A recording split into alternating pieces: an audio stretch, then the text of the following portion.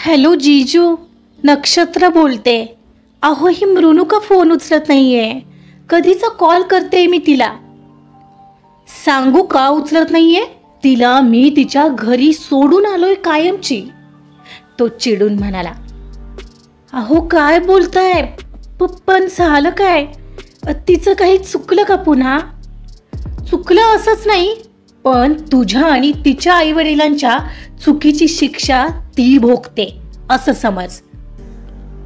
आपण ऐकत आहात गुंतण्या आतूर फिरुनी या कथेचा पुढचा भाग सुरू करण्याआधी प्लीज माझ्या चॅनलला सबस्क्राईब करून घ्या आणि आधीचे पार्ट ऐकले असल्याची खात्री करून घ्या.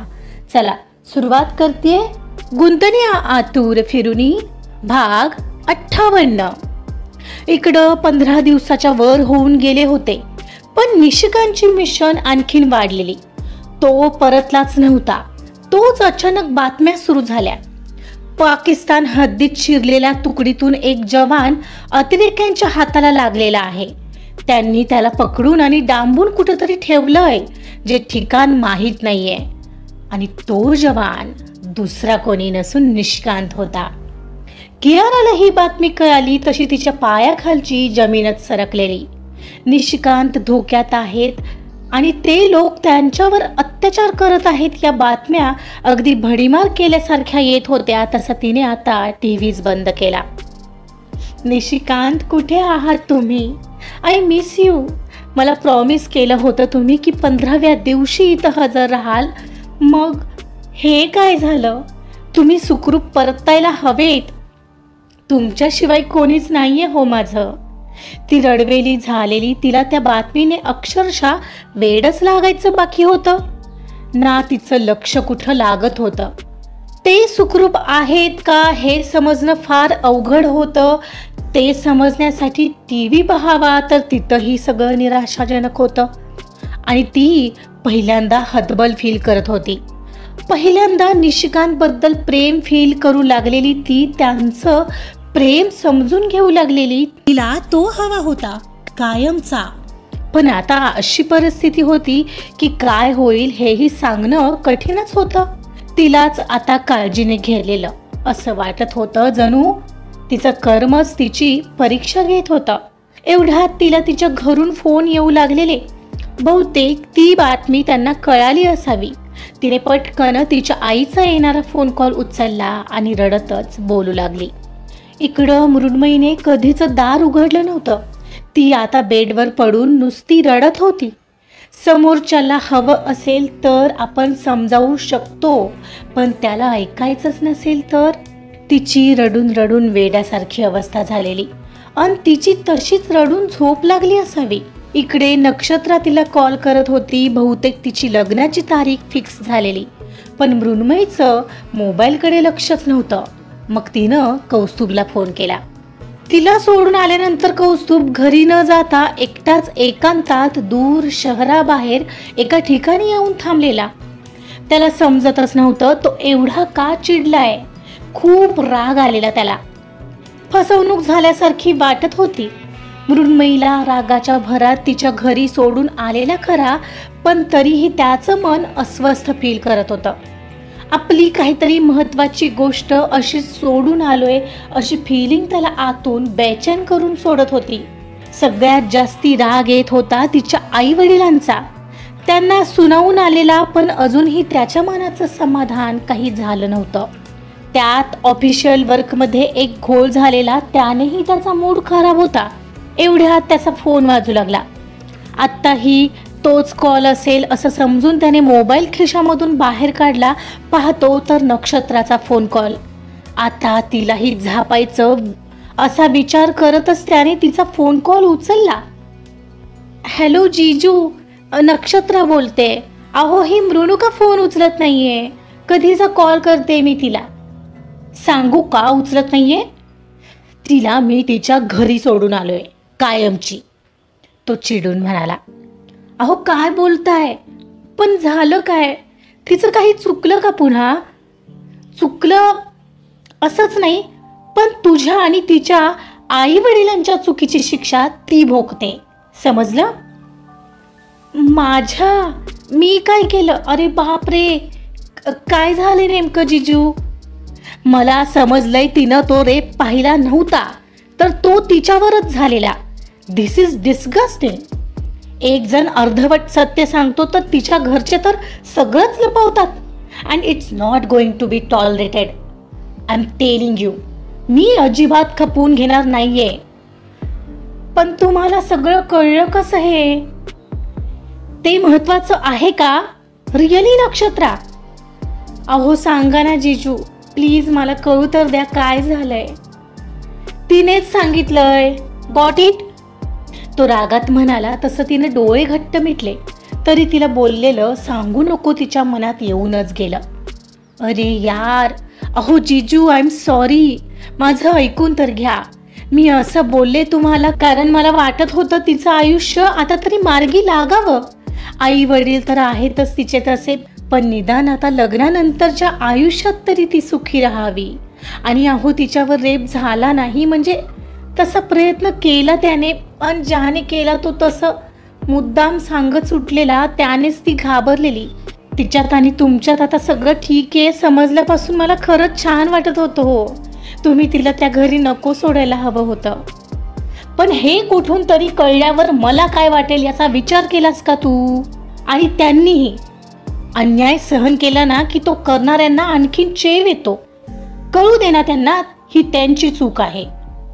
अहो पण अशी त्यांची चूक त्यांना कळेल का? मला नाही वाटत. पण तिला मात्र त्रास होईल जिजू.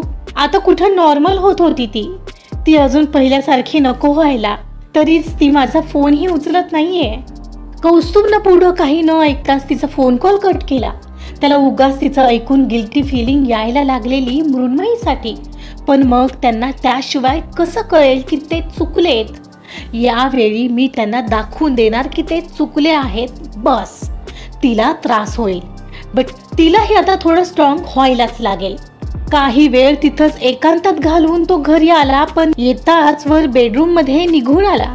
घरात ती नव्हती आणि तिची कमी त्याला जाणवणार होतीच. ती जाणवत होती. उगाच एक प्रकारचा भकासपणा जाणवत होता त्याला बेडरूम मध्ये. एकेकाळी फक्त त्याची असलेली बेडरूम त्यांची झालेली जणू त्यालाच प्रश्न विचारत असल्याचा भास त्याला होत होता.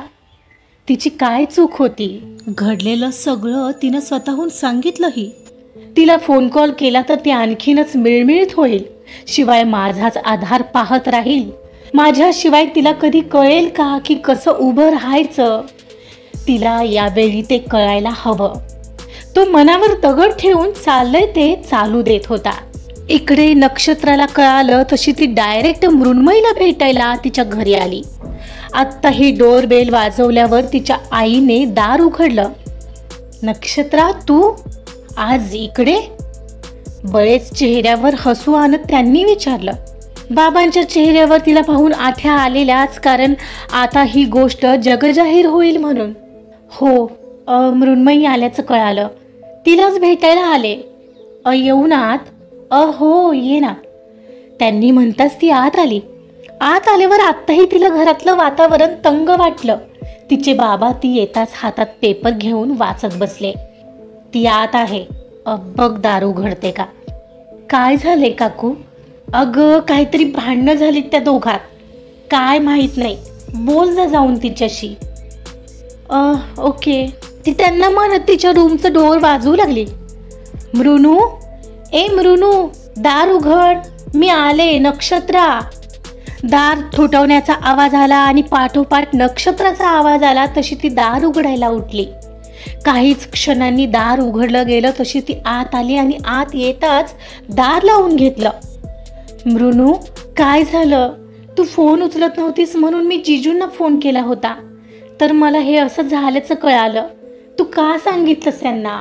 मी बोलले होते ना नको सांगू.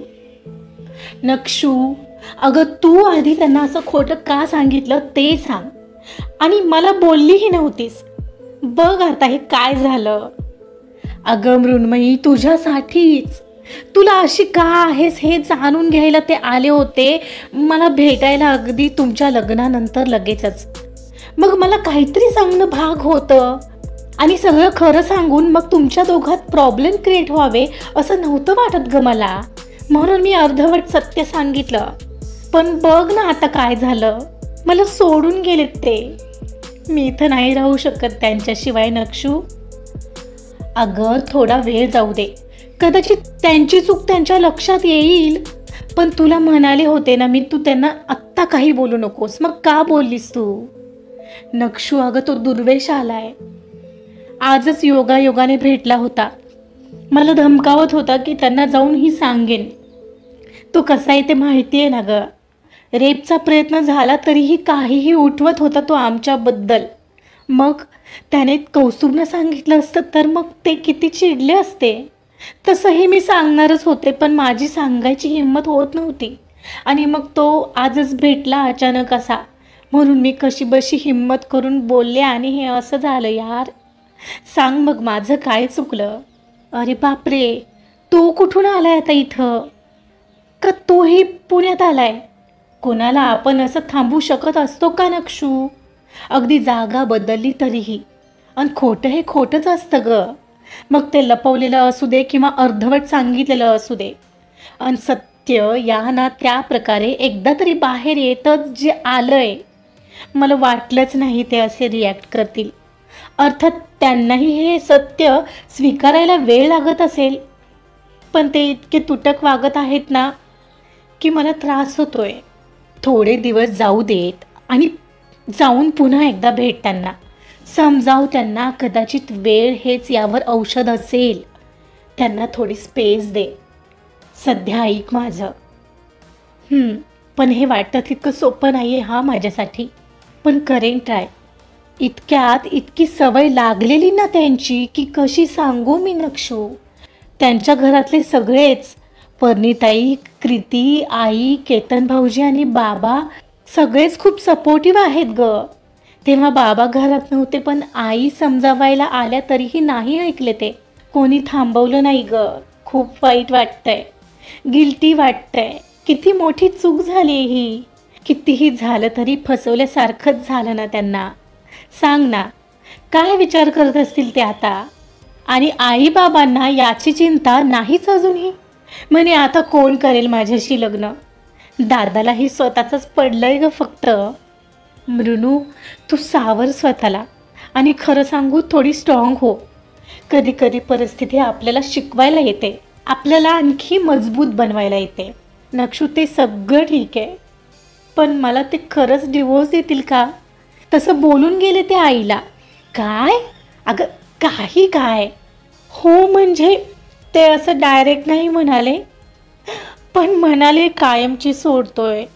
ती रडवेली होऊन हुंदका देत म्हणाली, अगं कदाचित रागाच्या भरात बोलून गेले असतील. तू माझं ऐक. त्यांनाही तुझ्या इतकीच तुझी सवय लागली असेल की नाही बघच. सो येतील ते न्यायला. थोडं शांत होऊ दे हे सगळं, आणि त्यांचं डोकंही शांत होऊ दे. असं होईल ना ग पण? हो म्हणजे ते लगेच रिॲक्ट होतात रागाच्या भरात, पण नंतर त्यांना आपली चूक समजते. मग असंच होईल ना ग यावेळीही. We hope for good Mrinu. Okay. ती मान हलवत म्हणाली, पण नक्षू तुला कशी आठवण आली माझी इतक्या दिवसांनी? अगं अनिकेत आणि माझं लग्न ठरतंय, तेच सांगायला फोन करत होते तुला. तू उचललं नाहीस म्हणून जीजूंना केला, तर ते माझ्यावरही चिडले. मी असं अर्ध सत्य सांगितलं म्हणून. ती गिल्टी फील करत म्हणाली, मग त्यांना काय सांगितलंस तू? जे आहे ते. तुझं वाईट होऊ नये म्हणून बोलले मी. यार मृणू सॉरी. बरं मग काय म्हणाले? काहीतरी बोलले असतीलच ना. मला तरी असं वाटतं की त्यांना तुझ्या आईबाबांचा जास्ती राग आलाय. असू शकतं. आईबाबांवर आधीपासून राग राग करत होते ते. त्यासाठी तर संक्रांतीलाही मला पाठवलं नाही इकडं. पण आज असं तिराहितासारखे घेऊन आलेत ना, ते आठवलं तरी हर्ट होतंय ग. समजू शकते मी. आय होप हा गुंता लवकर सुटेल, तेही माझ्या लग्नाआधी. मला तुम्ही दोघंही सोबत आलेले हवे आहात हा माझ्या लग्नाला. बघू आता काय ठरवलंय नियतीने. मला तर काय चाललंय आयुष्यात तेच समजेना झालंय. ती निराश होऊन म्हणाली. तिच्यासोबत बराच वेळ नक्षत्रा थांबलेली. गप्पा मारून मग निघून गेली. पण आईबाबांशी बाहेर येऊन बोलावं असं काही मृण्मयीला वाटत नव्हतं. कौस्तुभने त्या रात्री जेवण वर बेडरूममध्येच मागवलेलं. सर्वांसमोर जाऊन त्या विषयावर चर्चा नव्हती करायची त्याला. पण एव्हाना ती बातमी आईकडून घरात सर्वांनाच कळालेली की तो तिला घरी सोडून आलाय. मग मात्र केतन त्याला समजावायला वर आला. कौस्तुभ, ए कौस्तुभ, दार उघडतोयस का? बाहेरून नॉक होणारा आणि केतनचा आवाज आला तसं त्याने नाखुशीने डोळेच मिटले. नाईलाजाने उठून दार उघडलं तसा केतन डायरेक्ट आत आला. केतन भैया, प्लीज मला या विषयावर बोलायचं नाहीये. न बोलता विषय कसा सुटेल कौस्तुभ? म्हणजे मान्य आहे आणि साहजिक आहे तुला तिच्या घरच्यांचा राग आलाय, पण तिला संक्रांतीलाही पाठवलं नाहीस तू. मग आता का त्या नरकात सोडून आलास? हो, मग काय करायला हवं होतं मी? माझी एकतर चिडचिड होत होती हे सगळं कळल्यापासून. ती माझ्या समोर राहिली असती तर मी सतत चिडचिड करत राहिलो असतो तिच्यावर आणि तिच्या घरच्यांनाही काहीच फरक पडला नसता. आपली मुलगी अशा प्रकारे घरी आणून सोडलीये, मग तरी त्यांना काहीतरी वाटेल, त्यांच्या लक्षात येईल की आपण केवढी मोठी चूक केली आहे. म्हणजे तिच्या घरच्यांना अद्दल घडवावी म्हणून तू तिला तिथं सोडून आलायस? हो, तसंच समज. त्याशिवाय त्यांना अक्कल येणार नाहीये. अरे पण तिला त्रास होत असेलच की. असंच होतं तर तिच्या घरच्यांसमोर जाऊन डायरेक्ट बोलायचं होतं त्यांना. मला ना त्या लोकांचं तोंडही पाहायची इच्छा नाहीये. आणि माझ्या त्रासाचं काय भैया? मला नाही असं अचानक कोणती गोष्ट एक्सेप्ट होत. तसंही तिच्या घरच्यांचा मला आधीपासून राग आहे आणि यावेळी त्यांना धडा शिकवून राहणार आहे मी. सो प्लीज तुम्ही कोणीही यामध्ये पडू नका. तू सगळं विचार करून करतोयस ना? असं नको व्हायला की यामध्ये ती बिचारी होरपळली जाईल. ते मी पाहतो. तसं तर तिनेही आता स्ट्रॉंग व्हायला हवं भैया. ठीक आहे, तू ठरवलंच आहे तर फक्त यात तिच्यावर अन्याय होऊ देऊ नको म्हणजे झालं. आणि हो, खाली काय येत नाहीयेस जेवायला? भैया माझी इच्छा नाही यार. खरं तर जेवणारच नव्हतो. मला भूक नाहीये, पण आईसाठी जेवतोय. तसंही खाली आलो की पुन्हा तोच विषय सुरू होईल जे मला नकोय. ओके, नाही काढणार तो विषय कोणी. तू खालीच आहे. मी सांगतो तसं सर्वांना. मग तर झालं. नको ना यार भैया, खरंच आज मूड नाहीये. एकटं राहावं वाटतंय. ओके ठीक आहे, मी सांगतो तसं आईला. टेक केअर आणि टेन्शन घेऊ नकोस. शांतपणे जे काही करायचं ते कर, कारण तेव्हाच डोकं नीट चालतं तुझं, कळलं? तो त्याच्या पाठीवर थोपटून म्हणाला आणि कौस्तुभने मान हलवली. तो लगेचच खाली निघून गेला. दोघांत तेवढंच बोलणं झालेलं, पण कौस्तुभला थोडं रिलॅक्स वाटत होतं. निदान आता त्याचा हेतू त्याच्या स्वतःच्या तरी ध्यानात आलेला. त्याला तिला स्ट्रॉंग बनवायचं होतं आणि त्यांना त्यांच्या चुकीची जाणीव करून द्यायची होती. हो म्हणता म्हणता 2 दिवस झाले. त्या रात्री एकदा तिनं न राहून त्याला कॉल केलेला, पण त्याने तो कट केला. एकदाच केलेला कॉल त्याने उचलला नाहीत. त्यानेच तिला हर्ट होत होतं. मग तर दुसरा करायचा काही तिला हिंमतच झाली नाही. नाही त्याने तिला रिटर्न कॉल केलेला. तिला मिस करत नव्हता असं नव्हतं, उलट आता त्या घरात क्षणभरही थांबू वाटत नव्हतं त्याला. पण एवढं सगळं होऊन एकदाही तिच्या घरचे तिच्यासाठी का होईना त्याच्या घरच्यांना भेटायला आले नव्हते ना. आपली चूक मान्य केलेली, निदान तिचं आयुष्य असं वाया जाऊ नये असंही त्यांना वाटत नव्हतं का? आपली चूक मान्य करणंही त्यांच्या खिचगिंतीत नव्हतं का? नाहीतरी कोणत्या तोंडाने येणार होते म्हणा ते? हो, काय म्हणून तोंड दाखवतील जर ही त्यांची चूक होती. पण म्हणजे त्यांना कधीच समजणार नाही का आपण चुकलोय? किती विचित्र लोक भेटलेत असं वाटून त्याला खरंच चीड येत होती. एक मन म्हणत होतं तिलाही सरळ जाऊन घेऊन यावं. तिच्या बिलकुल लायकीचे नाही ते घर, पण मन मानत नव्हतं. त्यांना काय केलं म्हणजे त्यांना समजेल की आपलं चुकलंय हेच त्याला कळत नव्हतं. त्याच विचारात तो ऑफिसमध्ये होता. एवढ्यात ऑफिस बॉय कौस्तुभला केबिनमध्ये सांगत आला, सर बाहेर कोणीतरी तुम्हाला भेटायला आले. ओके, दे पाठवून 5 मिनिटांनी. हातातल्या घड्याळात पाहत तो कामात बिझी झाला. आजचा भाग इथं संपलेला आहे. बापरे, कौस्तुभला ऑफिसमध्ये भेटायला कोण आलं असेल? तो दुर्वेश सर नसेल ना? जाणून घेण्यासाठी ऐकत रहा गुंतल्या आतुर फिरुनी. कथा आवडत असेल तर प्लीज लाईक करा, सबस्क्राईब करा आणि शेअर सुद्धा करा. Thank you so much.